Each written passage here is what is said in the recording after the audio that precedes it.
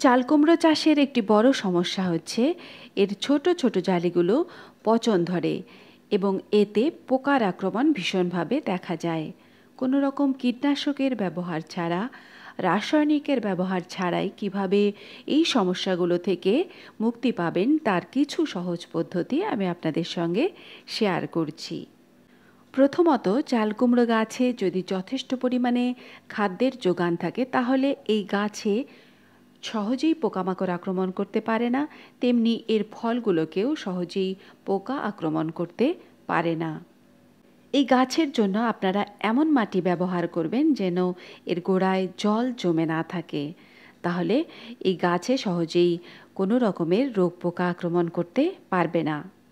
চাল কুমড়ো চাষ করার জন্য আপনারা অবশ্যই বেলে দোআঁশ মাটি নেবেন, তার সঙ্গে যথেষ্ট পরিমাণে নাইট্রোজেন জাতীয় খাবার অর্থাৎ গোবর সার, ভার্মিকম্পোস্ট নিয়ে সেই মাটিতে চারা রোপণ করবেন। আর অবশ্যই বড় পাত্রে চারা রোপণ করবেন, যেহেতু এই গাছের জন্য প্রচুর পরিমাণে খাদ্যের প্রয়োজন, তাই বড় পাত্রই এর জন্য উপযোগী।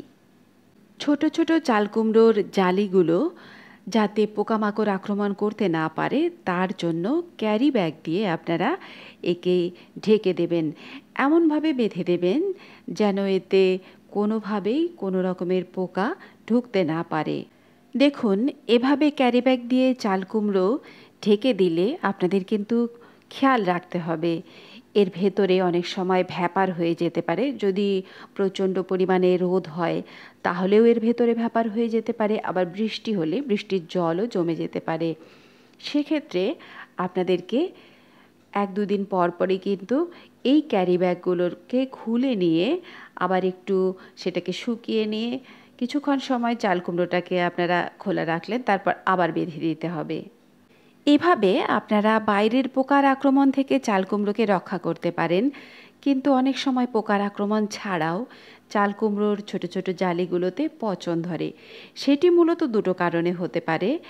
এক হচ্ছে যথেষ্ট পরিমাণে খাদ্যের অভাব, সেক্ষেত্রে আপনাদেরকে গাছে যথেষ্ট পরিমাণে খাবারের যোগান দিতে হবে।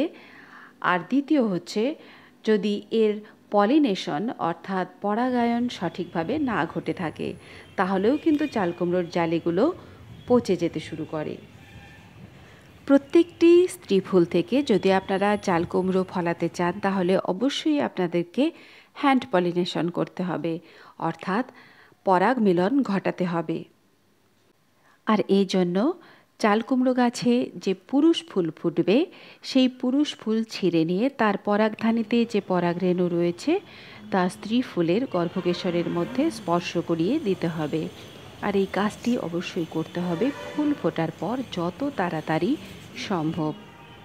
চাল কুমড়ো গাছে যদি আপনারা অতিরিক্ত পরিমাণে নাইট্রোজেন জাতীয় খাবার ব্যবহার করেন তাহলে গাছের বৃদ্ধি দ্রুত বেড়ে যাবে, তবে এতে ফুল আসতে অনেক দেরি হবে। ডালপালাই বেশি পরিমাণে বাড়তে থাকবে, আর সেক্ষেত্রে শুধুমাত্র পুরুষ ফুলের দেখা পাবেন, স্ত্রী ফুল আসবে না সহজেই। এই জন্য খুব বেশি পরিমাণে নাইট্রোজেন জাতীয় খাবার ব্যবহার করাটাও কিন্তু ঠিক হবে না। সেক্ষেত্রে কী খাবার ব্যবহার করব সেটা ভীষণ জরুরি। গাছে ফুল আনার জন্য এবং ফল টিকিয়ে রাখার জন্য পটাশিয়াম এবং ফসফরাস জাতীয় খাদ্যের প্রয়োজন। বর্ষাকালে এই খাদ্যের যোগানের জন্য কখনোই সর্ষে খোল ব্যবহার করা ঠিক নয়।